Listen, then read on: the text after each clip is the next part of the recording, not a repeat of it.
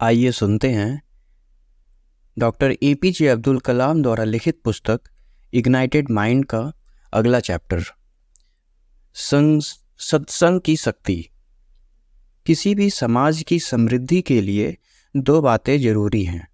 ये हैं धनोपार्जन के जरिए समृद्धि तथा लोगों की नैतिक मूल्य व्यवस्था को बनाए रखना। इन दोनों का मेल राष्ट्र को सही मायने में शक्ति संपन्न और समृद्ध बनाता है। मैं हमेशा युवाओं से सपने देखने के लिए कहता हूँ।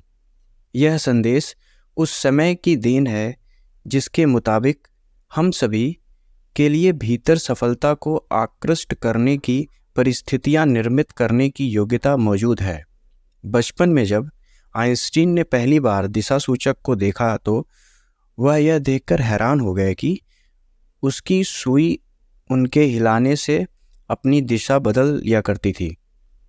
फिर तो उस सुई को देखते रहना उनका शौक बन गया और वो उस अदृश्य ताकत को समझने का प्रयत्न करते रहते जो उस सुई को हिलाती थी। वह बल कहाँ स्थित है, उसे कौन नियंत्रित करता है, वह हमेशा काम क्यों करता है, वह किससे बनता है, क्या ऐसे स्थान भी हैं जहाँ उसका जोर नहीं चलता। दरअसल पृथ्वी के उत्तर दक्षिणी ध्रुवों पर मौजूद छोटी सी चुंबक ही दिशा सूचक की सुइयों को हिलाती है। लेकिन क्या बस इतना ही सच है इसके बारे में? हम चुंबकीय क्षेत्र का प्रभाव महसूस तो कर सकते हैं, लेकिन इस ग्रह पर हर जगह उसके होने के बावजूद उसे देख नहीं पाते। तर्क तो कहता है कि वह हमारे भीतर भी है। इसी प्रकार अंतरिक्ष में घूमते हुए हमारा ग्रह हर वक्त गतिशील रहता है। हालांकि हमें देखने पर लगता है कि हम स्थिर हैं, मगर सच्चाई यह है कि इस ग्रह पर मौजूद हर वस्तु इस गतिशीलता का अंग है। मैं इस ग्रह पर हूँ और इस प्रकार उस ऊर्जा का हिस्सा हूँ जो उसे गतिशील बनाए, और अर्थात वह ऊर्जा जो इस ग्रह का मूल तत्व है और मेरे भीतर भी मौजूद है।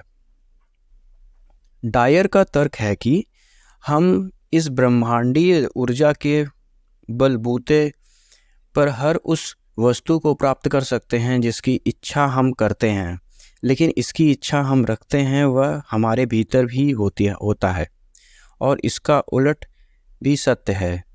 यह तो सिर्फ एक साथ लाने भर की बात है। यह हमें इस बल को एकाएक कर सकता है। विज्ञान तथा आध्यात्मिकता के मिलन स्तर पर ऐसे विचारों के साथ मैंने 1 वर्ष की अवधि में कुछ खास संस्थाओं पर जाने के अवसर अपने लिए जुटाए। उनमें से ज़्यादातर स्तर मेरे लिए नए थे और उन्होंने मुझे उन विषयों को जानने का मौका दिया जिनसे मेरी दिलचस्पी तो थी, लेकिन जिसकी खोज मैं नहीं कर पाया था। मसलन साधु संतों की दुनिया। जिस आध्यात्मिक केंद्रों पर मैं रहा वहाँ तरह तरह की गतिविधियाँ देखी। एक स्थान पर नौसैनिक मूल्यों पर आधारित शिक्षा देने का प्रबंध किया गया था, जिसमें मैं बड़ा प्रभावित हुआ। एक अन्य स्थान पर प्राचीन विज्ञान को आधुनिक के साथ एकीकृत करने तथा संस्कृत में रचे गए दस्तावेजों के अध्ययन के जरिए प्राचीन काल में की गई प्रगति का पता लगाने के प्रयास जारी थे। मैंने देखा कि किस प्रकार एक सूफी संत विभिन्न धर्मों के लोगों के आकर्षण का केंद्र बन सकता है। एक गुरु के साथ मैंने विज्ञान और आध्यात्मिकता को एकाकार करने के बारे में विस्तृत चर्चा की। मैंने देखा कि किस प्रकार एक पुण्यात्म धार्मिक अवलंबन में भी आगे जाकर अस्पताल स्थापित करने और जलापूर्ति योजना पर काम करा जा सकता है।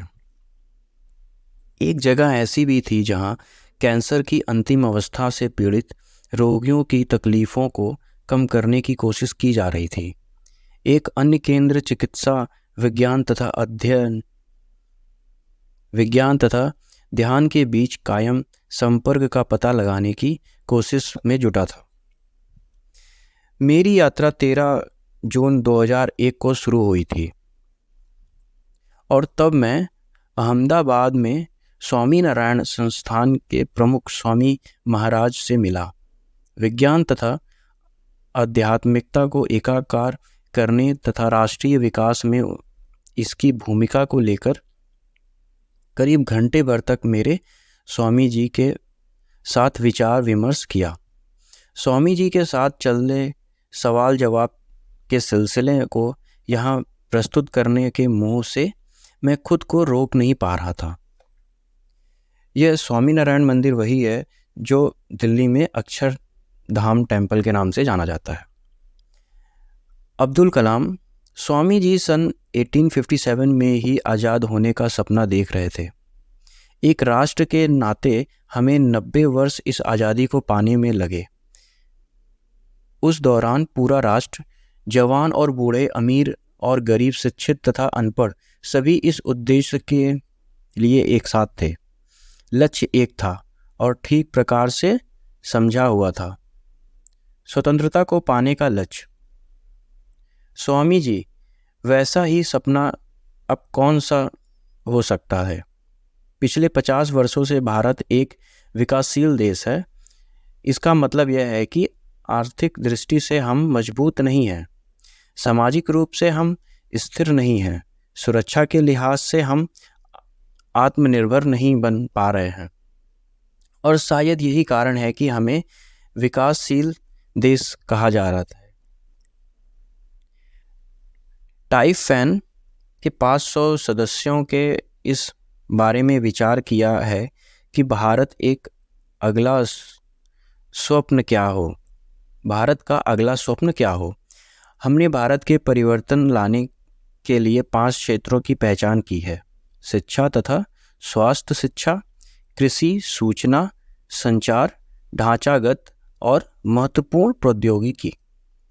स्वामी जी, हमारी समस्या यह है कि हम सरकार के समक्ष यह पेश तो कर सकते हैं, लेकिन इस विशाल स्वप्न को सजोने वाले मूल्यों से प्रेरित लोगों का निर्माण कैसे हो? हमें मूल्य आधारित नागरिकों की टीम चाहिए। अन्यथा ऐसा कि हम देख ही रहे हैं, संसाधनों को प्रभावित रूप से इस्तेमाल नहीं किया जा सकेगा। इस मामले में हमें आपके सुझावों की जरूरत है। स्वामी जी कहते हैं, इन 5 के अलावा तुम्हें छठे तत्व की भी जरूरत है। वह है ईश्वर पर भरोसा तथा लोगों का आध्यात्मिक विकास। यह बहुत महत्वपूर्ण है। पहले हमें नैतिक और आध्यात्मिक माहौल तैयार करने की जरूरत है।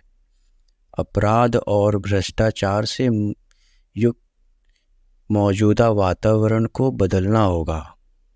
हमें उन लोगों की आवश्यकता है जो धर्म ग्रंथों के मुताबिक चलें और ईश्वर पर भरोसा रखें। इसके लिए हमें उनमें विश्वास जगाना होगा। इससे बहुत कुछ आसान हो जाएगा, हमारी समस्याएं हल हो जाएंगी और हम वह प्राप्त कर सकेंगे जिसका सपना हमने देखा है।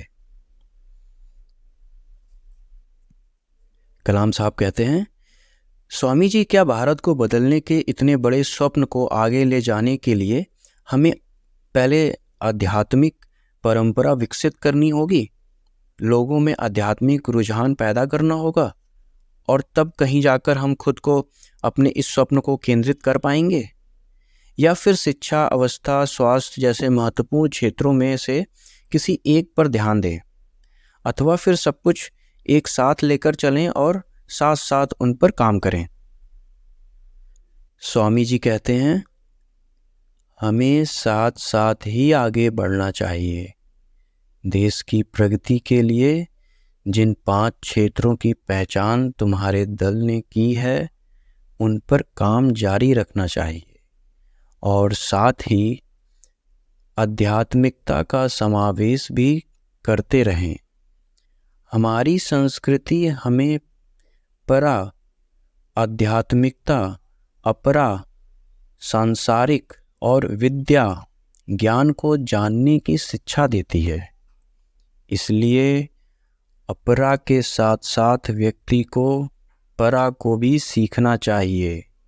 यदि हम यह सीख लें तो अपरा सांसारिक ज्ञान विद्या का आधार धर्म और आध्यात्मिकता होते देर नहीं लगेगी।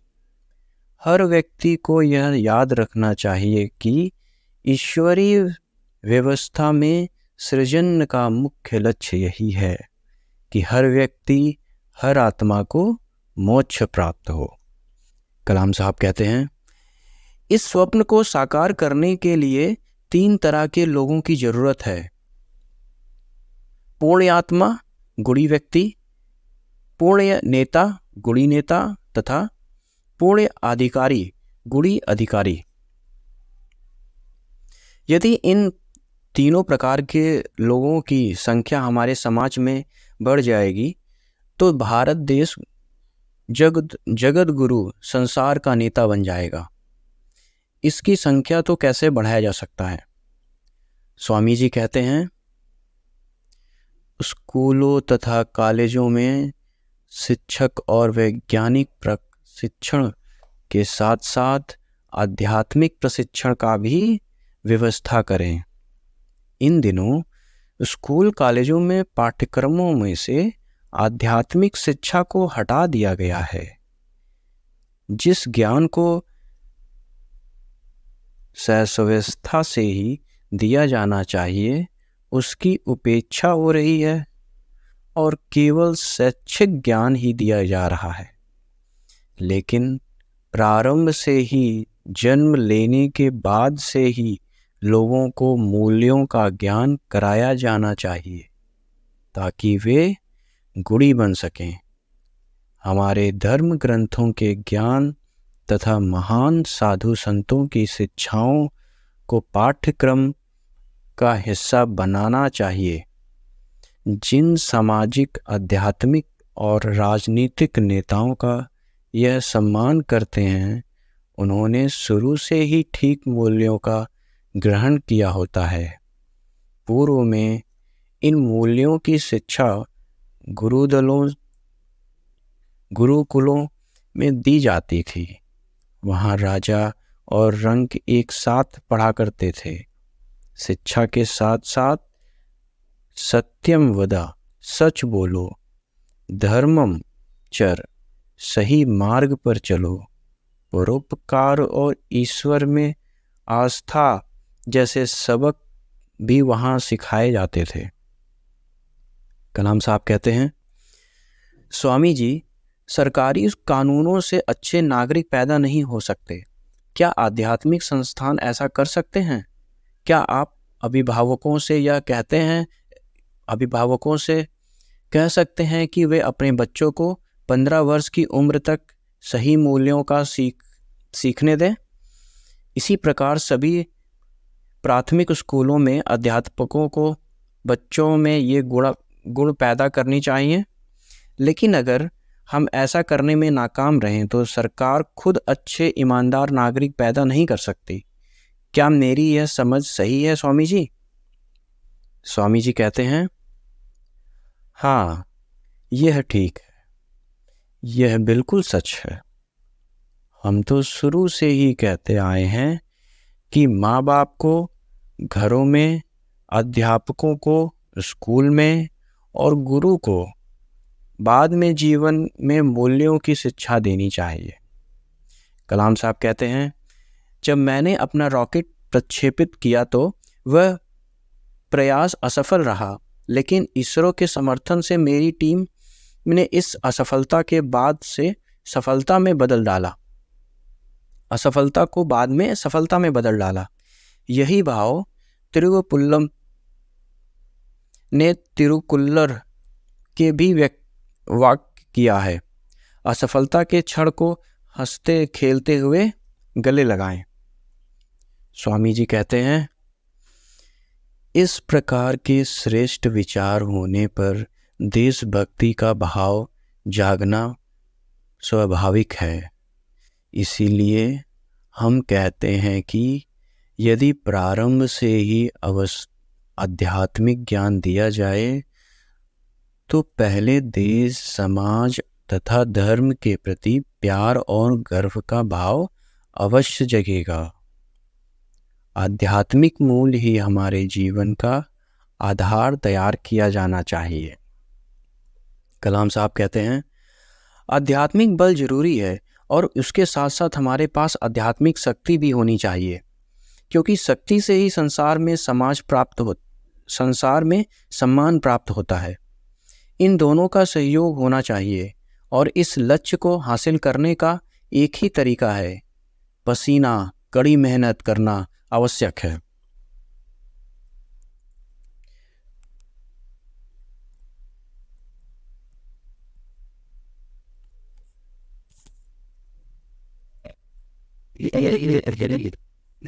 स्वामी जी कहते हैं, हम अक्सर कहते हैं कि मनुष्य के प्रयास और ईश्वर की मेहरबानी, यहाँ तक कि पहले रॉकेट के प्रक्षेपण में तुम्हें मिली असफलता भी तुम्हारे भले के लिए थी। उसने तुम्हें बेहतर करने का प्रयास किया। ईश्वर ने अतः तुम्हें सफलता दिलाई। कलाम साहब कहते हैं, भारत के विकास के लिए मैं एक ट्रस्ट का गठन करना चाहता हूँ, विजन 2020, जिसमें मेरी विचारधारा से मिलते जुलते विचारों वाले 5 और लोग भी होंगे। मुझे उसके लिए आपका आशीर्वाद चाहिए। स्वामी जी मुस्कुराते हुए कहते हैं, ईश्वर की कृपा तुम पर पहले से ही है। मैं प्रार्थना करूँगा कि तुम्हारे सपने साकार हों। भगवान करे कि भारत में आध्यात्मिक तथा आर्थिक खुशहाली आए।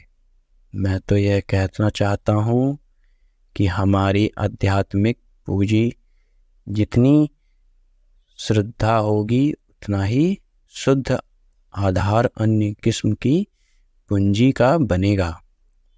यदि तुम सिर्फ भौतिक संपदा को ही बढ़ाने में लगे रहोगे तो इंसान ऐश्वर्य और सांसारिक मोह माया में फंसकर रह जाएगा। आध्यात्मिकता ही उसका मार्गदर्शक है, व्यर्थ के छलावों से आगे ले जाएगी। वास्तव में हम वह सब शायद ही उपलब्ध कराते हैं जिसकी सचमुच ज़रूरत होती है। हम रोटी, कपड़ा, मकान का प्रबंध करते हैं, मगर साथ ही हमें आध्यात्मिक संपदा जुटाने की भी व्यवस्था करनी चाहिए।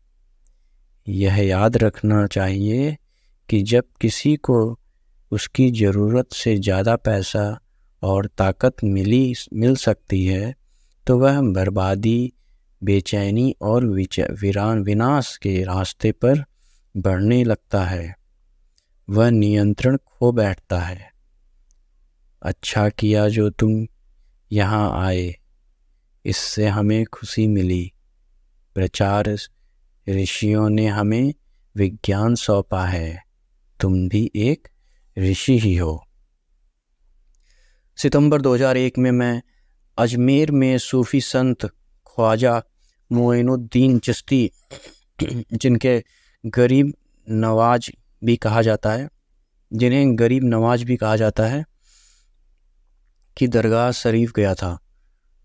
यहीं सन 1256 में 114 वर्ष की उम्र में संत के एकांत में रहकर कोठरी में 6 दिन का दुआ की थी और उसके बाद उनका देहांत हो गया। दरगाह की परिक्रमा करते हुए मैं उस सौंदर्य को देखकर अभिभूत हो गया जिसका प्रतीक वह आध्यात्मिक स्तर था। 800 साल पहले अरब से आए एक संत कई जगहों से होते हुए अजमेर पहुँचे। यहाँ उन्होंने दरगाह के आसपास बसे विभिन्न समुदायों के लोगों का एकीकरण किया। ख्वाजा गरीब नवाज की शिक्षा और संदेश असाधारण है।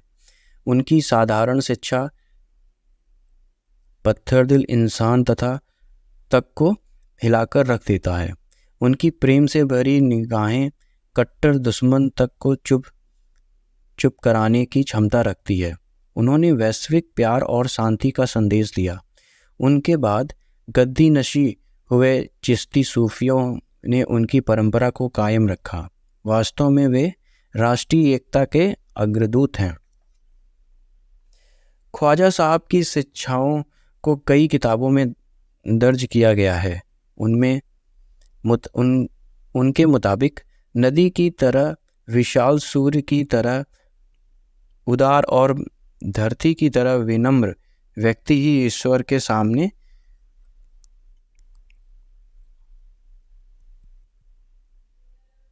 सबसे अधिक करीब होता है। ख्वाजा साहब का कहना था कि श्रेष्ठ चरित्र वही है जो गरीबों में भी गरिमा नहीं छोड़ता, जो गरीबी में भी गरिमा नहीं छोड़ता। भूख लगने पर भी संतुष्ट रहता है, दुख में खिलाता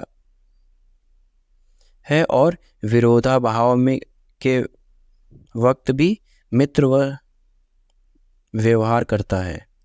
इन महान संत का मानना था कि नरक से बचने के लिए भूखों को भोजन कराना जरूर चाहिए, दुखी जनों की परेशानियां दूर करनी चाहिए और समस्याओं से घिरे व्यक्ति की मदद करने के उत्सुक होना चाहिए।